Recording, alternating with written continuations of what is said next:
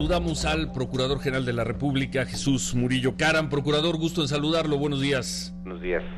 Bueno, nos hablábamos hace unos momentos con padres de los normalistas de Ayotzinapa y nos decían, el procurador incumplió. Había un acuerdo de que nos informara a nosotros antes de salir a dar a conocer nueva información sobre el caso, procurador. No, pues mira, mi compromiso era que la averiguación la conocerían los representantes de ellos y han tenido acceso permanente a la hora que ellos quieren al expediente y está abierto el expediente para ellos, ha estado abierto, lo conocen tan bien como yo, lo conocen tan bien como los ministerios públicos, no veo dónde esté el incumplimiento. Tanto el señor Felipe de la Cruz como el señor Vidulfo Rosales dijeron, no nos avisaron. Pues Vidulfo tiene el acceso abierto, no habría necesidad de avisarles su intervención en una averiguación a la que tienen acceso. Entran exactamente en la oficina, abren el expediente, lo revisan y lo consultan. No veo dónde esté el acceso, por un lado. Por otro lado, también yo tengo términos. Tengo 3 individuos que me confiesan haber matado a quienes les fueron entregados por los policías que confiesan eran los estudiantes, y tengo los restos, y de no consignarlos, la única otra opción es dejarlos en libertad. Es así de sencillo el asunto. Yo he estado obligado a consignar en el tiempo y en los términos que la ley me marca. ¿Por qué la fecha de ayer, procurador? ¿Por qué ayer y no hace una semana? No, esto fue hace una semana. Lo que hice sí. ayer fue informarlo porque no puedo seguir ocultando una cuestión tan importante como es. Procurador, los saludo, Omar Sánchez de Tagle. Ayer hablaba, justamente daba todos los detalles de la investigación y hablaba de que justamente cuando estaban en el basurero de Cocula, pues la gente que, digamos, de alguna forma quemó a los 43 estudiantes, hablaba de 2 infiltrados. ¿Se investigó si estas personas realmente son infiltrados o no? Tengo que dejarlo bien claro. El que dice infiltrados, se lo dice al que lo está interrogando del grupo de eso. Es decir, habría que entender infiltrados para quién o infiltrados de quién.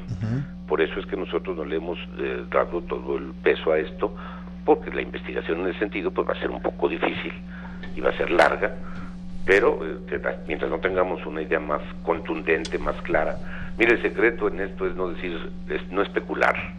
O sea, cuando se afirma algo es porque se tiene con qué aprobarlo, y eso es lo que quiero seguir haciendo. No voy a hablar de nada que no tenga certeza.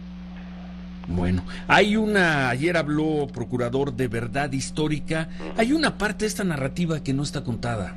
¿Cuál? ¿Quién tomó la decisión y cómo de mandar a los muchachos a Iguala? Bueno, a ver, esta es una parte que mientras no sea un asunto delictivo no le compete a la Procuraduría. Si tiene alguna razón de orden delictivo, la Procuraduría de inmediato intervendrá. Esto es más bien una cuestión que tendrán que averiguar quienes tengan que ver con las normas de la institución para determinar quién los mandó y con qué propósito, efectivamente. En caso de que este sea delictivo, intervendría la Procuraduría. ¿No lo es, por lo pronto? No tengo elementos para poderlo hacer. En ese sentido, por ejemplo, ¿no se pediría la declaración del director de la Normal de Ayotzinapa? En el caso de que surgiera una duda sobre si esto era un asunto que amerite la intervención de la Procuraduría, sí lo haría. Yo tuve oportunidad de publicar el lunes en el Universal, conseguí un fragmento de una declaración ministerial donde había un señalamiento. Sí, de que dicen que es un señalamiento de terceros. Sí. Tengo que averiguarlo con más precisión y tengo que meterme a ver, va a ser necesario encontrar a alguien que pudiera ratificar, confirmar o avalar una declaración. Hay quien se queja de que nos tardamos 4 meses en esta averiguación, pero es precisamente por ello, porque estuvimos con todo cuidado certificando que hay una historia, y por eso hablo de verdad histórica, que pueda comprobarse paso a paso, como es el caso de esta. Esa verdad histórica, con todo respeto, procurador, no es completa sin conocer la génesis, sin conocer el origen. Entiendo muy bien su razonamiento de procurador. De relación de la Sí, pero queda la otra parte. ¿Qué fueron a hacer ahí? Usted ayer dijo que iba a Chilpancingo y... Dije que no había terminado la averiguación, que estaba abierta, que no podía cerrarse, que faltaban muchas cosas. No sé dónde sacan la idea que la cerré. Lo que hice fue consignar por homicidio, y es lo que critican.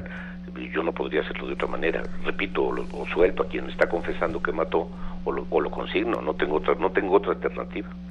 Procurador, ayer habló al final muy claro de que no participó el ejército, pero no dio más detalles, es decir, se hablaba mucho de que fueron a los hospitales. ¿Qué hizo el ejército en su momento esos días? A ver, sí, efectivamente fueron al hospital, tengo la declaración del médico, tengo la declaración de los propios, que estuvieron ahí, que fueron, revisaron que no hubiera gente armada, porque eso es lo que les habían avisado, y se retiraron.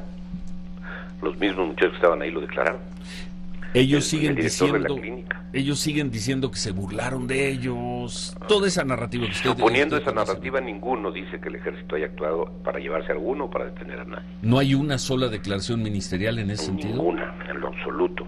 Ayer se refería uno de los abogados a que hay una acusación del 2013 que le avisaron al ejército.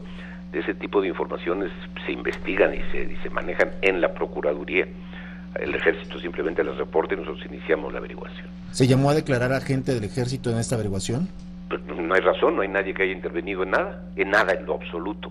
No hay un solo elemento del ejército que haya intervenido, excepto la ida a la clínica, en donde las declaraciones dicen, fueron, revisaron y se fueron, punto. ¿Pero hay declaración ministerial de algún elemento del ejército mexicano? Pues, obviamente de los que la interrogante que se le planteó al jefe del lugar, quien nos dice lo que estoy diciendo. ¿Ministerialmente declaró? No hubo necesidad, no había con qué ni para qué. Procurador, no hubo necesidad de que declarara el jefe de la zona, hubo varios soldados. No intervino, es decir, a cada uno que acusan tenía que declararlo, no intervino para nada, no hubo una acción del ejército. Alguien mandó soldados al hospital, cuando menos a saber qué es lo que estaba pasando. Y ese reporte desde luego que está, en donde dice que fueron a la clínica y que no encontraron a la gente armada que decían. Entonces no ha declarado ningún mando, el mando de la zona 27 de allá de Iguala no han declarado. En el momento que surgiera alguna situación que me diera la idea de tener que declararlo, a ver, he platicado con todos, no puedo tampoco judicializar una plática en la que no hay absolutamente ningún elemento que tenga que ver con el asunto, ninguno. A ver, de veras, Ciro, es impresionante, nada, absolutamente nada, no hay nadie que los acuse de nada. Nadie. En los medios de comunicación sí, ¿eso no ha llegado al Ministerio Público? En los medios de comunicación dicen lo que otros dicen. O sea, el medio de comunicación lo que dice es, alguien dice que el ejército... Sí. Eso se llaman terceros. Y ellos lo dicen en los medios. Mi pregunta es, ¿eso que dicen en los medios no ha llegado al Ministerio Público? No ha llegado porque se preguntó, se ratificó, se investigó y no hay ningún elemento para pensarlo. Pero de veras, ninguno. Es más, al principio ellos mismos los acusaban de omisión, hombre, decían que por qué no salieron. Es tan claro como eso. Usted nos dice, procurador, que el caso no se ha cerrado. Eso es lo que ha dicho usted. Lo dije ayer, sí. Pero también nos dijo hace unos instantes que faltan muchas cosas por hacer. ¿Nos podría nombrar cuatro cosas que faltan por hacer? Las primeras elementales son el cumplimiento de las órdenes de aprehensión y la integración de averiguaciones que todavía se van a acumular a las que ya se plantearon, entre otras la que tienen que ver con todos los que son funcionarios públicos con desaparición forzada, entre otras, hay más. O sea, hay varias averiguaciones que todavía están por culminarse sobre los que están detenidos y sobre nuevas órdenes de aprehensión, pero en los hechos históricos que venimos ya señalando como el lugar en donde se reunieron todas las líneas de investigación, que son muy claras, todas conducen a lo mismo. Los policías que hicieron las primeras acciones detuvieron al tipo de gentes y a las gentes que tenemos ahí. A los que se las entregan los reconocen como tales, es el mismo grupo, es la misma gente. Hay una secuencia histórica, por eso hablo de verdad histórica. Sí. En esa secuencia histórica llegan hasta el lugar en donde 3 gentes que participaron materialmente confiesan los hechos y hablan del homicidio de este mismo grupo que viene en esa secuencia histórica desde el punto de origen en donde se generan los hechos y que era con los estudiantes de esa normal. En consecuencia, toda esa hilación histórica es la que nos conduce a la creación de una historia que nos da tiempo, lugar, modo, circunstancia y que conducen a esto. Ahora, ¿qué pasaría si yo tomo el argumento de que por el hecho de que no pueden identificarse los restos no hay homicidio? Dejo impune el homicidio. Ahí empezaría la impunidad.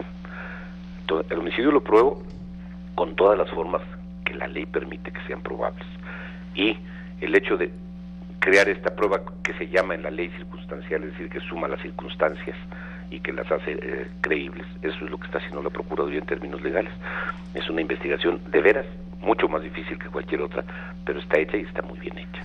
Procurador, en el mejor de los casos, el resultado de Innsbruck, en el mejor de los casos científicos, me refiero, pues dará con el ADN de 3 o de 4 muchachos, ¿no? Además. Cuando mucho, y eso lo dijimos desde el principio, sí. Pero nos certifica que efectivamente ese grupo ahí fue asesinado. Es decir, el muchacho iba con los demás. De acuerdo. Y no es lo único, hay más declaraciones, la forma en que se identifican. Bueno, ayer dijo usted también que no puede, que tiene que ser cuidadosísimo con el tema de desaparición forzada, caso José Luis Abarca. Por cierto, le preguntaban también cuidadoso para que no se me caiga. La esposa, pues la esposa no era funcionaria, entonces claro, no puede ser, pero en el caso de Abarca, ¿qué tan lejos estamos de que puedan imputarle eso? Es muy sencillo, a ver, yo creo que es el más fácil, es el que menos trabajo me va a costar, porque las transmisiones de radio, porque lo tengo que hacer conjunto. O sea, tengo que ligar al jefe de la policía, que todavía no detengo, y tengo que ligar a los policías, porque en el caso de él es muy claro, la orden se da en todas las radiotransmisoras y tienen como el testimonio de quienes lo hicieron, de que A5 lo ordena, A5 es el presidente municipal. De estas 6 órdenes, ¿cuáles serían clave para digamos, cerrando el caso? Son más de 6, son las 6 que ya tengo. Pero son 6 claves, ¿no? Pues los autores materiales, porque son los que nos confirman lo que sucedió ahí. ¿El jefe de la policía y el Chucky? De esas también, desde luego. El jefe de la policía no estuvo ahí, pero es muy importante porque es el que desencadena la acción. Procurador, buenos días, les habla Manuel Peregrino. Leo en algunas personas, en algunos columnistas que dicen que si después de los testimonios que narran, los que confiesan haber participado en la muerte y en la manera en la que terminaron los cuerpos, todos les había quedado claro, si bien entendí, que no eran grupos o no formaban parte del grupo de los rojos, no eran delincuentes. Claro, no. Les queda claro que son estudiantes, pero Exacto. No les queda claro si forman parte o no. ¿Y entonces por qué los habrían matado si habría esa duda? Por eso. A ver, primero me pregunta usted algo que tengo que desentrañar en la mente de un criminal, claro, por supuesto. pero la razón es esa, los tienen detenidos, los mataron, ya tienen muertos, ya llegaron muertos algunos. O sea, saben que son estudiantes. El hecho, el que puedo probar es la instrucción que reciben del jefe de la banda, de Sidronio, que les dice, actúen y desaparecen, y Gil que dice, ya los desaparecimos. Aquí sí. No los van, el mensaje es textual y fue de las primeras pistas que tuvimos, ¿sí? No los van a encontrar nunca. Así es. Aquí sí, por si no los mataron. Pues, a ver, también no puedo meterme a la mente. Sí. No, de acuerdo, pero por los testimoniales de estos señores. Ese es el móvil que parece ser, sí. ¿Los Guerreros Unidos están desmantelados o siguen operando en Guerrero? Hay todavía quienes operan. En Guerrero les va a costar mucho trabajo. Les hemos quitado el fundamento de su acción, que eran las policías municipales de algunos municipios, pero tenemos todavía bastantes, más de los que nos imaginábamos. Ahora que pudimos detener gente, sabemos de qué tamaño es la organización, y tenemos bastantes que todavía tenemos que ir sobre ellos, y no es el único grupo. ¿Y los rojos, procurador? Claro, no es el único grupo. ¿Pero ellos más fuertes después del 26 de septiembre? Mire, los rojos casi había pasado lo mismo que con estos, dirían, estaban desmantelados, y de repente nos encontramos en que no había tal. Estamos trabajando también en eso, tenemos ahí una cantidad enorme de investigadores que están trabajando sobre esas cosas. Muy bien. Procurador, aprovechando su presencia en la línea, ¿cómo van las investigaciones del caso Apatzingán? Sabemos que cambiaron hasta incluso al delegado. A ver, ahí lo cambiamos y lo dijimos públicamente, la razón, una ineficiencia total, es decir, una consignación que no se preparó, se hizo casi de forma inmediata y que pues produjo el resultado que produjo, entonces inmediatamente actuamos con el delegado. Bueno, le agradecemos mucho estas palabras, procurador. No, al contrario. Muchas gracias. Gracias, Jesús. No, al contrario. Gracias. El procurador general de la República, Jesús Murillo Caram. No teníamos, más bien dijo, ellos tienen comunicación permanente con nosotros, los representantes de los padres de los muchachos desaparecidos de Ayotzinapa. Entonces, que no digan que no estaban enterados, porque tienen comunicación permanente con nosotros. Y bueno, luego dio una serie de detalles. ¿Con qué te quedas, Omar? Pues la parte digamos, una de las grandes dudas de ayer fue la participación del ejército. Lo creo que lo ha dejado hoy un poco más claro. Es decir, Ni no hay una sola declaración ministerial. porque no hay elementos para llamarlos, dice, a declarar. Solamente fueron al hospital, verificaron que no hubieran armas, supongo que a partir de un reporte que hubiera gente armada en los hospitales, pero no hay un solo elemento que incluso haga la Procuraduría General de la República, el Ministerio Público, llamarlos a saber cuáles fueron sus actividades esos días. Y tampoco habría vínculo criminal, por lo pronto, con lo que tiene que ver con las personas que mandaron a los muchachos a Iguala aquel 26 de septiembre, ¿no? Sí, estos dos personas que se decían que eran infiltrados. Dice que en el momento que lo haya, pues entonces se les investigará criminalmente. Entonces, por lo pronto, el director de la Normal de Ayotzinapa, José Luis Hernández Rivera, puede estar tranquilo, y más después de escuchar esta entrevista. Y a ver si después de todo lo que ha pasado cambian los usos y costumbres de esa Normal rural para utilizar a los jóvenes pues, en esas como labores carne de cañón, humillantes, ¿no? Como raparlos, humillarlos, no, y mandarlos quién sabe dónde, ¿no? Pues a fastidiar gente, porque los mandaron al corazón gente, de las ¿no? tinieblas. Eso era igual. Y el caso no está cerrado. No, bueno, no.